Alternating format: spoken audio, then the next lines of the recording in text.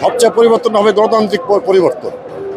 এই বিগত 17 বছরে ফ্যাসিস্ট সরকার আমলে গণতন্ত্র ছিল না, আইনের শাসন ছিল না, বাক স্বাধীনতা ছিল না।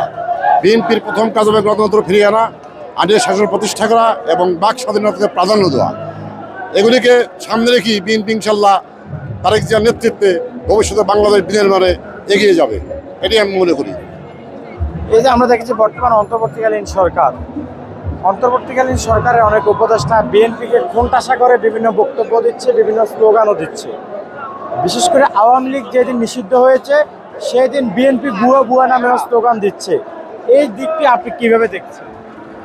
এখানে আসলে বৈষম্যত ছাত্ররা যেভাবে আন্দোলনকে সামনে রেখে আন্দোলনটা করছে, জীবন দিয়েছে, শহীদ হয়েছে, সেই আশা এই সরকার পূরণের কিছুটা ব্যর্থ হয়েছে। সেই ব্যর্থতা থেকেই মানুষের এই ক্ষোভ, এই মন্তব্য, এটি আমি মনে করি।